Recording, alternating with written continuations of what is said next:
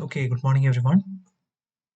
So we are going to continue with the discussion of Kalidasa's Meghaduta. So today we are going to look at the first part of the poem, which is called Purvamegha.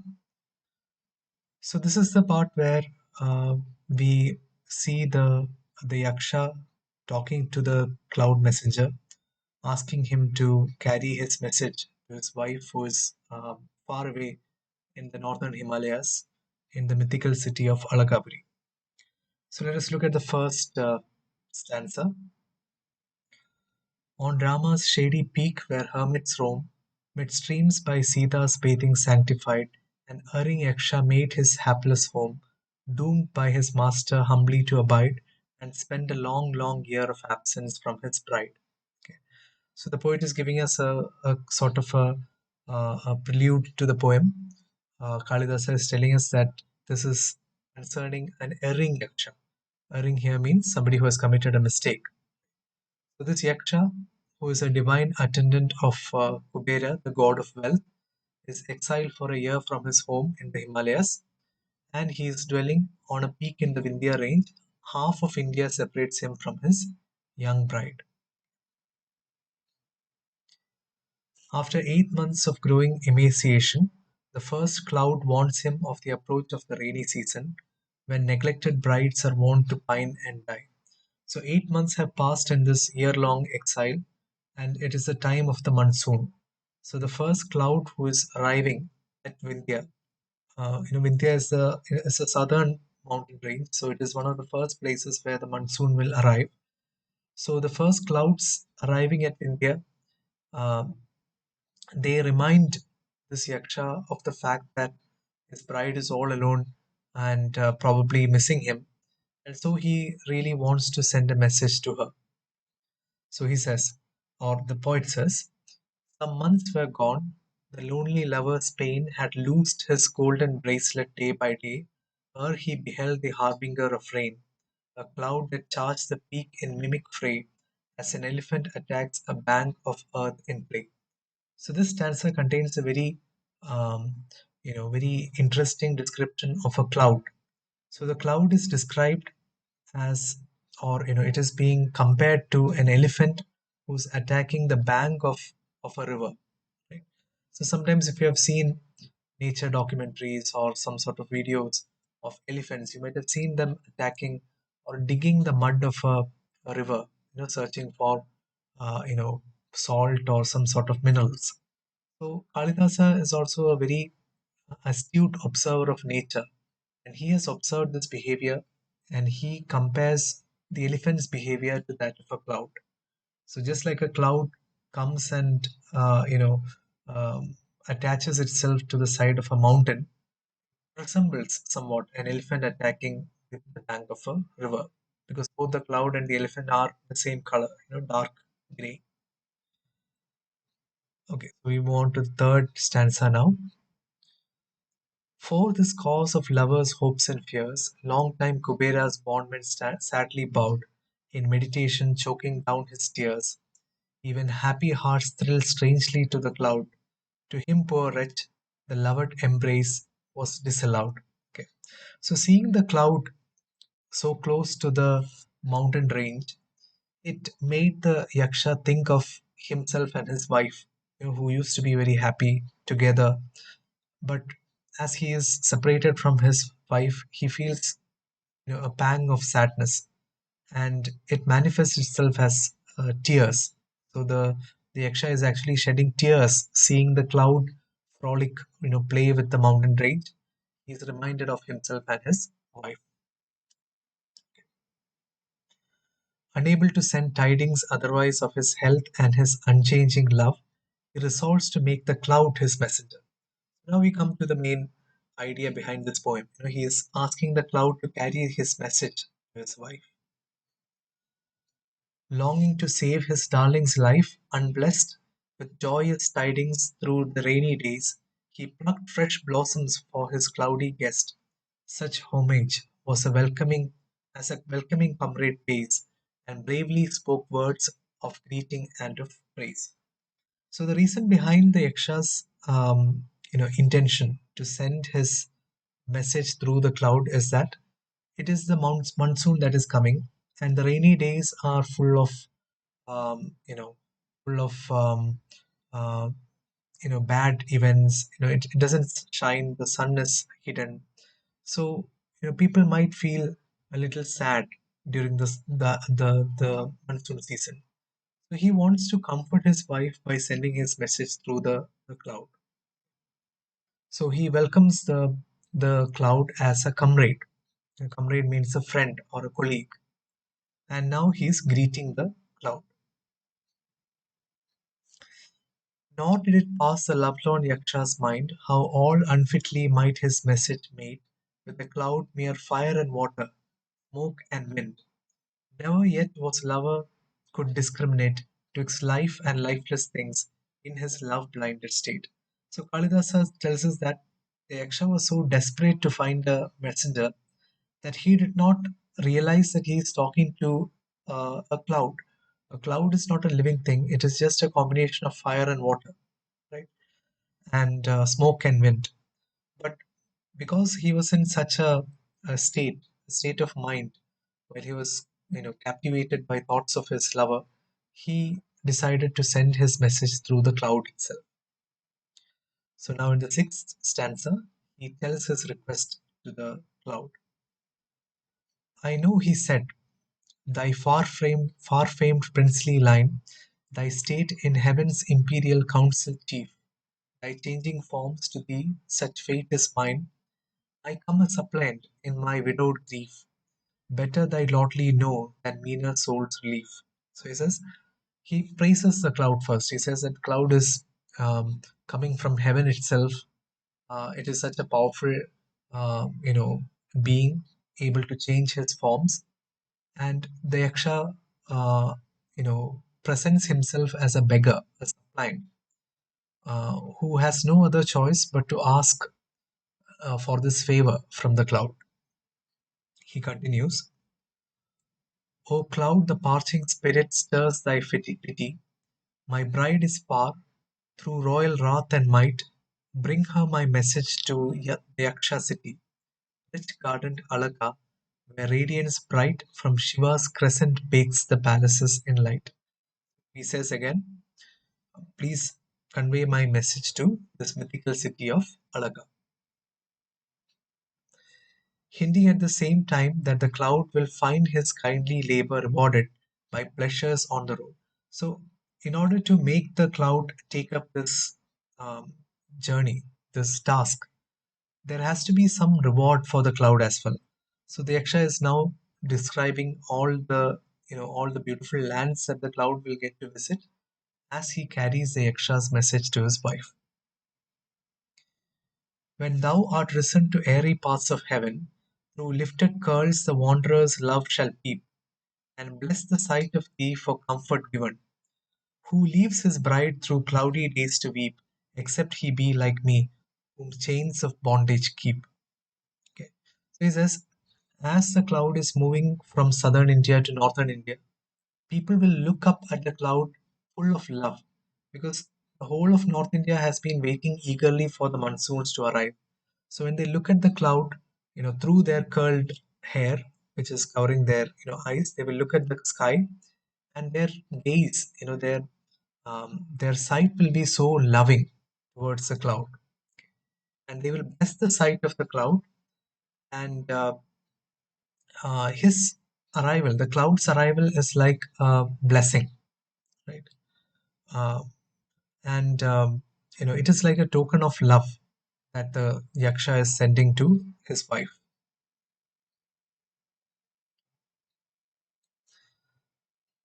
While favouring breezes waft thee gently forth, and while upon thy left the plover sings proud sweet song, the cranes who know thy worth will meet thee in the sky on joyful wings, and for delights anticipated join their rings. So in this stanza, the ninth stanza, we have uh, a little description of nature which is combined with the main story. Kalidasa is telling us that along with the cloud, birds will also be migrating, from the south to the north. Along with the arrival of the monsoon, the birds will be moving towards the north of India. And he describes this particular bird called a plover. A plover is a bird which is usually found on fields, right? If you look at green, paddy fields, or any other sort of agricultural land, you will find lots of plovers. So as the monsoon arrives, it also signals the beginning of the new cycle of planting, right, agriculture. That is what the plover signifies. Plovers and cranes will fly along with the cloud. You know, they will be like friends who accompanies the cloud's journey towards the north of India. Okay. So we get a little bit of connection with India's agriculture. How nature has made India into a land which is intimately connected to the monsoon. So now we come to the 10th stanza. He assures the cloud that his bride is neither dead nor faithless. So he has to tell the cloud that this journey is not in vain, that his wife is eagerly waiting for a message, and that is why the cloud has to go. Yet hasten, O my brother, till thou see counting the days that bring the lonely smart, the faithful wife who only lives for me. A drooping flower is woman's loving heart, upheld by the stem of hope when two true lovers part. So here again, Kalidasa is using a beautiful comparison or a metaphor of a flower to describe the heart of a lover. So he says, a lover's heart is like a flower. Now, without nourishment, without water, the flower will wilt and droop.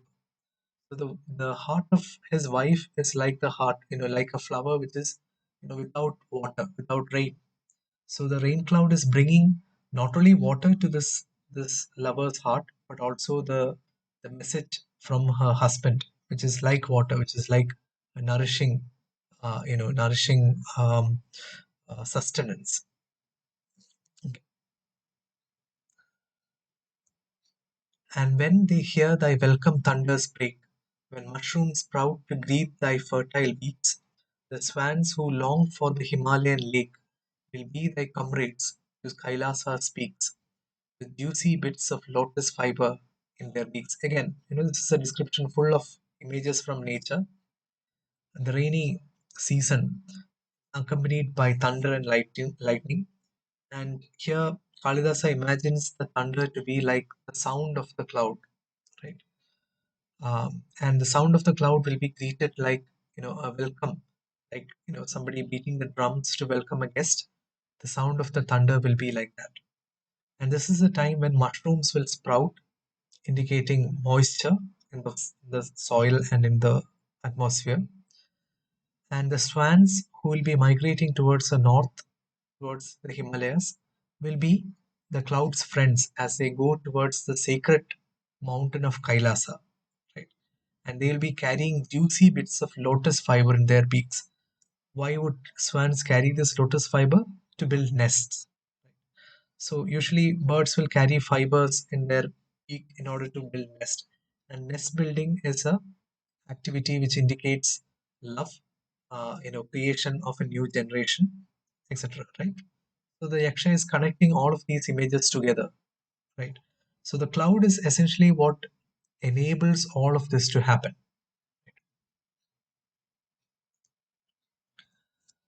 One last embrace upon this mount bestow, whose flanks were pressed by Rama's holy feet, who yearly strives his love for thee to show, warmly his well-beloved friend to greet, with the tear of welcome shed when two long-parted meet. So Yaksha says, um, now that you are ready to move on towards the north, give this mountain, the mountain where the Yaksha is staying, give that mountain one last embrace. And then the mountain will weep to indicate his sadness at the departure of the cloud. And after that, the cloud can be on his way. What does Kalidasa mean by the mountain weeping?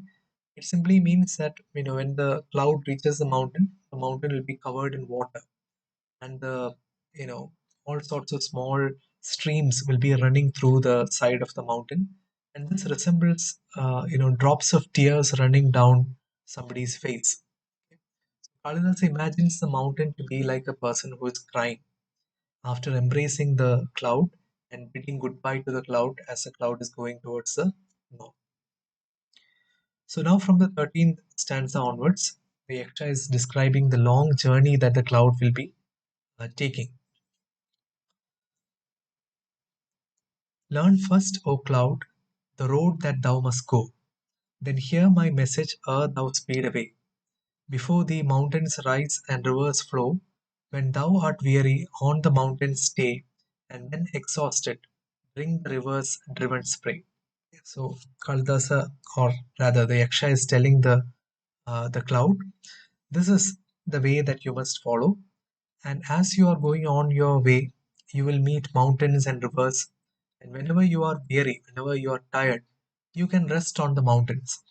Because always at the top of the mountains, you will find clouds, staying.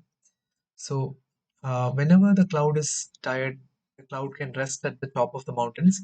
And whenever the cloud feels sad, sorry, not sad, thirsty, the cloud can drink water from the spray which is rising from the rivers.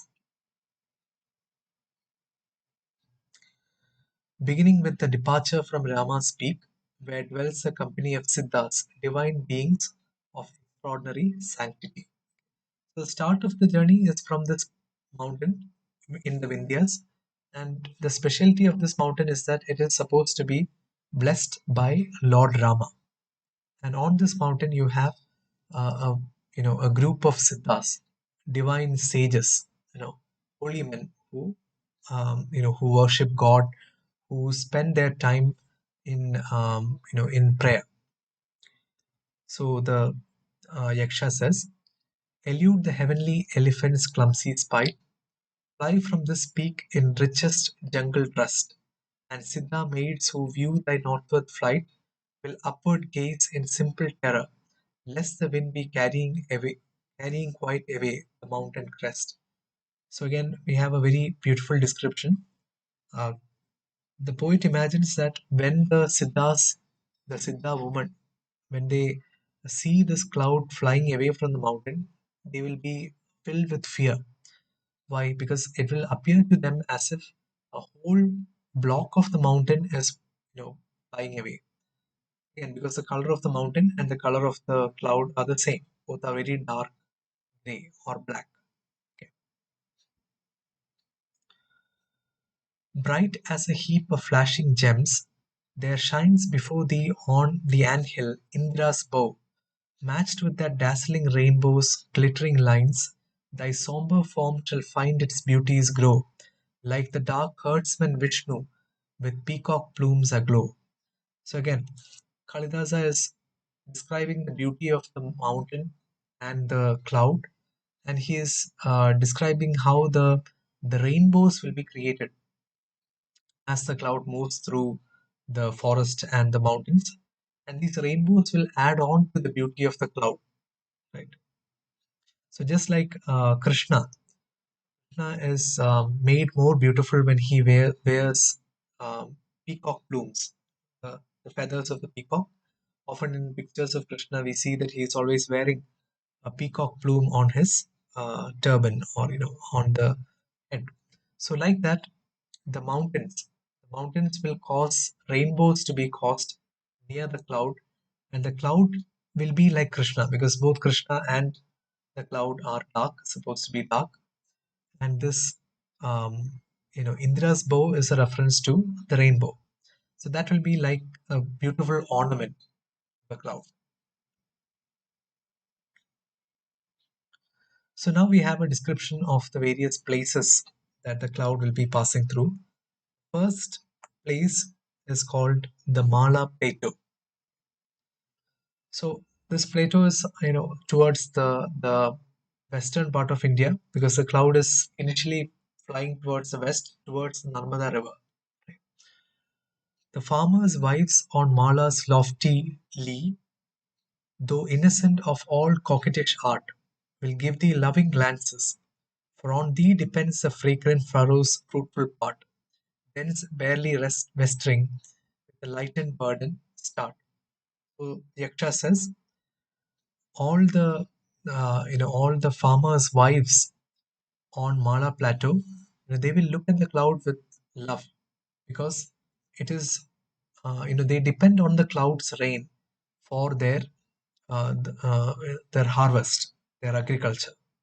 So although these are very simple people, they are farmers. They don't have any other great learning. They are not extremely sophisticated, but they will still look at the cloud with lot of love in their eyes, because they know that the cloud is very important for their survival. The next landmark which is described is called the Mango Peak. The Mango Peak, whose forest fires were laid by streams of thine, will soothe thy weariness. In memory of a former service paid, even meaner souls burn not in time of stress. Suppliant friend, a soul so soft, so lofty, much the less. So Kalidasa imagines that this Mango Peak, which is a mountain, this has been completely, ravaged or destroyed by forest fire, and the cloud comes as a savior. The cloud comes as a person who is going to douse the flames of this forest fire with the rains. And the Mango Peak will be very grateful to the cloud for uh, quenching the flames of the forest fire and saving the trees there. With ripened mango fruits his margins steam, and thou like wetted blades art blackness quite. When resting on the mountain, thou wilt seem like the dark nipple on earth's bosom white, for mating gods and goddesses a thrilling sight. Okay, so the description again is a combination of both human beauty and natural beauty. And the sight of the cloud resting on this mountain will be, like beautiful, like the beautiful sight of a maiden. So that is what the poet is imagining. And now we come to the Narmada River. Okay. The Reva or Narmada River foaming against the mountainside. His bowers are sweet to forest maidens ever. Do thou upon his crest a moment bide, then fly rain quickened to the Reva River, which gaily breaks on Vindhya's rocky side, like painted streaks upon an elephant's dingy hide. So Narmada is a very important river. It is like the separation between northern India and southern India. It flows through um, you know, the western part of India near Gujarat, and the cloud has finally reached this very important landmark. So, how is this river described? The river is described like painted streaks upon an elephant's dingy hide. In during festivals, elephants are often decorated. In northern India, you find that the dark skin of the elephant is decorated using bright colors. So the land looks like the dark, dull skin of the elephant, but the rivers flowing through the land are very colorful. They are very bright, and that is how Kalidasa has described Narmada River flowing through the dark land of this northern India.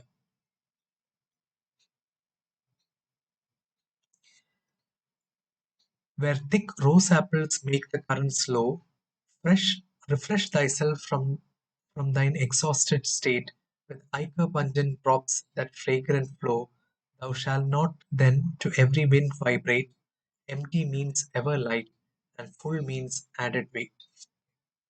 So this is a place where rose apples grow. So again, at every point of the journey, Kalidasa will tell us about the landscape, what kind of trees grow there. So earlier we saw a mango peak, in a place where lots of ripe mangoes are grown. So now we come to a place where rose apples, you know, crowd the streams of the river, right? And because of the rose apples, the river itself is slowed down. Right? So because the river is flowing very slowly, the cloud can now refresh itself. Cloud has lost a lot of water on the way. On Mango Peak, for example, a lot of water might have been lost. So now the cloud is in an exhausted state, tired. So the poet imagines the cloud will soak up the fragrance, the um, the beauty of the land as well as its smells. From the ichor, ichor means the the dark earth, which is uh, which is wetted by the water. So the smell of that earth is also being absorbed by the cloud.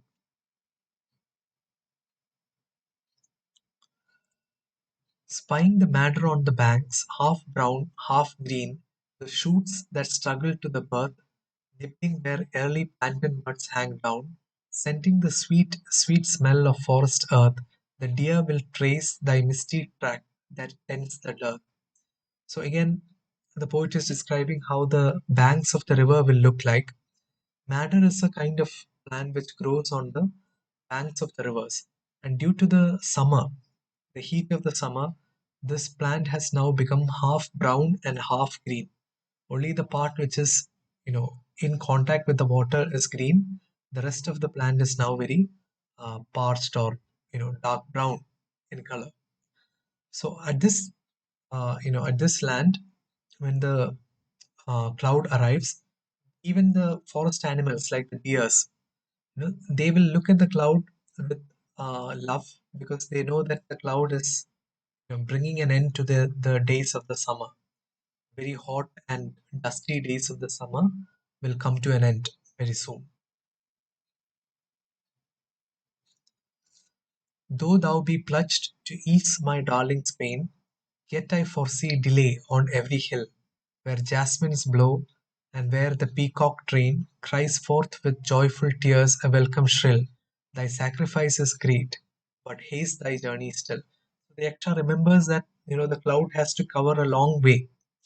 He is still very far away from his destination, which is in northern Himalayas. So the Yaksha says, although he understands that the cloud has to visit all these places to bring rain to all these different animals and plants and people, he wishes that the cloud will hurry up. Right?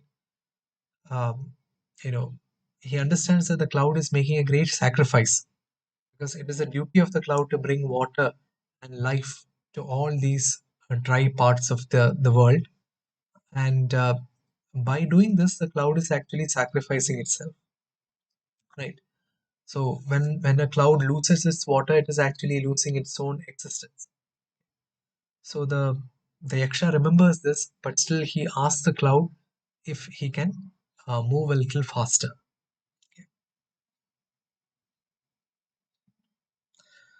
So now in the 23rd stanza, we have now come to another land which is called the Dasharna country. At thy approach, Dasharna land is blessed, with hedgerows where gay buds are all aglow, with village trees alive with many a nest, a building by the old familiar grove, with lingering swans, with rice rose apples darker show. So again, every land is described in terms of its uh, plants and animals. So here we have descriptions of hedgerows. Hedgerows are just cultivated rows of plants, and they are all now blooming with the arrival of the water. They are now in bloom, and you have crows and again rose apples. All of these along with swans. So you can see how Kalidasa is really aware of the natural the components of that natural beauty of every uh, you know landscape that he describes.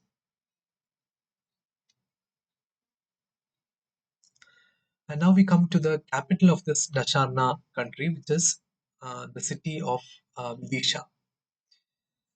There shall thou see the royal city known afar, and win the lover's fee complete, if thou subdue thy thunders to a tone of murmurous gentleness, and taste the sweet, love-rippling features of the river at thy feet.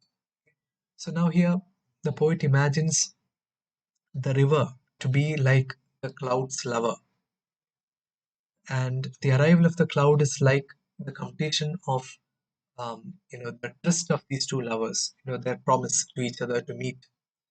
So um, the poet's imagination transforms the cloud and the river to a youth and a maid, and their union is what the poet describes in these paragraphs, in these stanzas.